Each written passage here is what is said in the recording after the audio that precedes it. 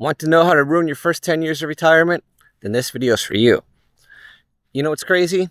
You could do everything right, and I mean everything. Survive those market crashes, avoid all the scams, make perfect investment choices, and you could still completely wreck your retirement. I'm not even kidding.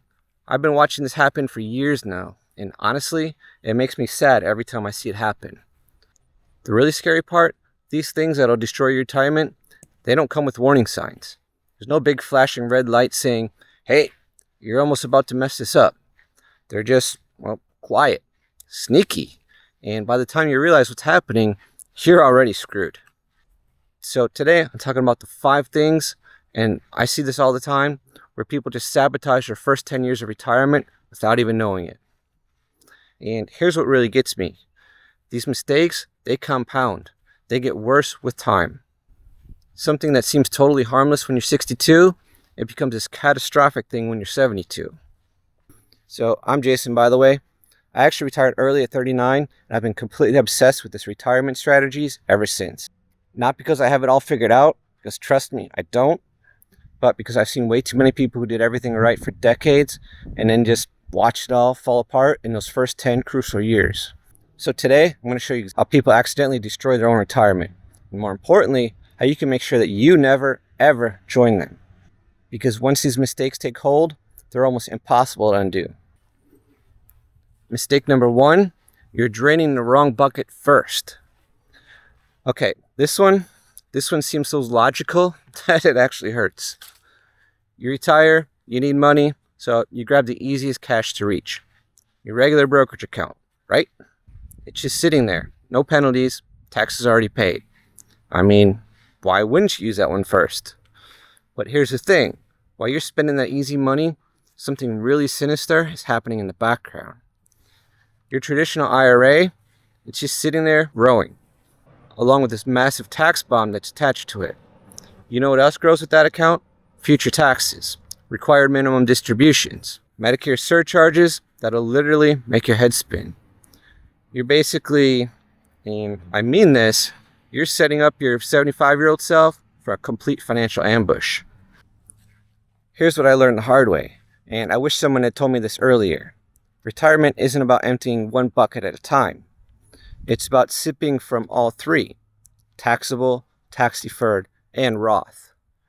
Balance them right and you control your tax situation. Mess it up and the IRS, they own you. Actually, let me tell you about my neighbor Tony. And this is a true story that'll make your stomach turn. Guy was a mechanical engineer for 30 years. Super smart with numbers, you know? He retired at 65 with about $800,000 split between his 401k and a regular brokerage account. So what does Tony do? Exactly what I just described. He starts pulling from his brokerage account first because, hey, no penalties, right? He spends about $50,000 a year for the first 5 years. Feels pretty smart about it too. Meanwhile, his 401k just keeps growing. And by the time he's 70, it's sitting at over $1 million. Then boom, required minimum distributions kick in. Suddenly, Tony's forced to pull $40,000 a year, whether he needs it or not. But here's where it gets worse. That pushes his income high enough that 85% of his Social Security becomes taxable. His Medicare premiums, they skyrocket because he's now in a higher income bracket. I ran into him at the grocery store last month, and he looked exhausted. He goes, Jason, I'm paying more in taxes now than when I was working. The guy literally created his own tax nightmare by doing what seemed logical. If he just pulled a little from both accounts each year, he'd have saved himself probably $100,000 in taxes over his lifetime. But nobody told him that. Hey, real quick, if you want straight talk about retirement without all the fluff, hit the subscribe button right now. I promise you'll never get generic advice from me. Mistake number 2, worshiping the 4% rule like it's gospel.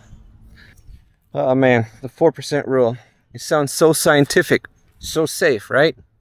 Just withdraw 4% every year and you'll be fine, forever. But here's what they don't tell you, and this is huge. Your life doesn't happen in neat 4% increments. Your knee replacement doesn't care about your withdrawal rate. The market crash, that doesn't check with your financial plan before it happens. I've actually watched people stick to this rule religiously while the portfolios got completely destroyed by something called sequence of returns risk. Translation: if the market tanks in your early retirement years, those fixed withdrawals can permanently cripple your nest egg. Real life is messy, you know? Some years you'll need more, some years you can spend less. The people who survive retirement, they build flexibility into their plans. They keep cash buffers. They adapt. The people who go broke, well, they follow rules created in spreadsheets by people who never actually lived through retirement themselves. I gotta share this story because it still gives me chills. I met this couple, Jim and Claudia, at a seminar a few years back. They'd done everything by the book, saved for 40 years, had about $1.2 million when they retired back in 2007. They were following that 4% rule religiously, pulling out $48,000 every year like it was clockwork. Then 2008 happened. The market crashed. The portfolio dropped about $700,000. But you know what? They kept pulling that same $48,000 because that's what the rule says. By 2009, they were actually withdrawing closer to 7% of the remaining balance. The math was working against them big time. And here's what broke my heart. Claudia called me in 2010, almost in tears. She says, "Jason, we're scared. We've lost so much money, but we don't know what else to do." They've been so focused on following this percentage rule that they never built any flexibility into their plan. Long story short, they had to go back to work. Jim got a part-time job at Home Depot at 68 years old, not because he wanted to, but because he had to. Claudia started babysitting to make ends meet. And the crazy part, if they just kept the 2-year cash buffer and been willing to cut back during the crash, they'd probably still be comfortably retired today. And that's when I realized that these retirement rules, they aren't rules at all. They're just starting points. See, real life doesn't care about your withdrawal rate. Now, make sure you hang with me because in a few minutes, I'll be sharing how taxes can actually increase in retirement, leaving you worse off than when you are working. And stick around because this one will totally shock you. Mistake number 3, the later trap that steals your golden years. Okay, this one breaks my heart because I see it constantly. People retire and they immediately start playing it way too safe. We'll travel later. We'll spoil the grandkids later. We'll live it up later. But later isn't a guarantee. It's at best a maybe. And I've watched too many people wait for the perfect time to start enjoying their retirement, only to have health issues, family changes, or just, well, life itself steal those opportunities away. Your 50s, 60s, and early 70s, those are your golden years, you know? That's when you have the health, the energy, and hopefully the money to do what you've always dreamed of. But if you're sitting on your nest egg like some protective dragon, waiting for some mythical right time, you might just wait yourself out of the best years of your life. This one's gonna hurt, but I need to tell it because it changed how I think about everything. I had a family friend named Ted. This guy was the ultimate saver. He lived below his means his whole life, retired with over $2 million at 62. Had these huge dreams about traveling with his wife Mary, buying an RV, seeing the country. But Ted was terrified of spending money. Every time Mary suggested taking a trip, he'd say, "Well, let's wait until we're sure about the markets, or maybe next year when things settle down." They postponed their Alaska cruise 3 times. 3 times!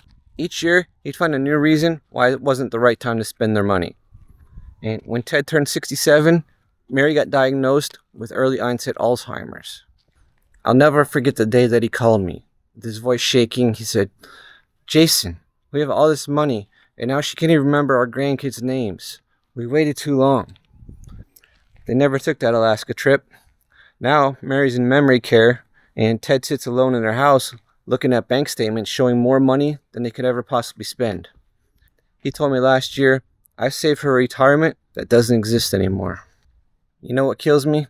They could have spent $100,000 a year for the first 5 years of retirement and barely made a dent in their savings.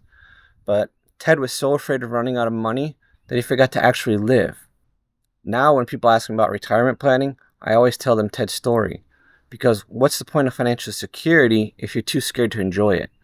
Mistake number 4, the tax time bomb that nobody talks about. Everyone assumes that their taxes will drop in retirement. Lower income, right? Wrong. Dead wrong. Here's the reality that nobody wants to talk about. Retirement taxes are like landmines. They're hidden everywhere, and if you step on one, it explodes your whole financial plan. Social Security gets taxed, your IRA taxed, Medicare will slap you with surcharges that'll make you question everything. I've actually seen people end up in higher tax brackets in retirement than they were while they were working. How's that for a cruel joke? The people who avoid this, they start planning in their 50s. They do strategic Roth conversions when their income is lower. They track every single dollar to stay under those brutal income thresholds. Because in retirement, taxes aren't just about math, they're about survival. Here's a story that'll make you want to throw your calculator across the room. My friend Carol, sweet lady. She worked as a nurse for 35 years. She thought she had retirement figured out. She and her husband Dave had about, $900,000 saved up, plus Social Security coming in. They figured that their taxes would maybe be $8,000 a year in retirement. Simple math, right? Wrong. So wrong. It's almost funny, except it's not funny at all. First year retirement, they're pulling from Dave's 401k, getting Social Security, and Carol decides to cash out some old stock that her dad had left her. I think it was like $80,000 worth.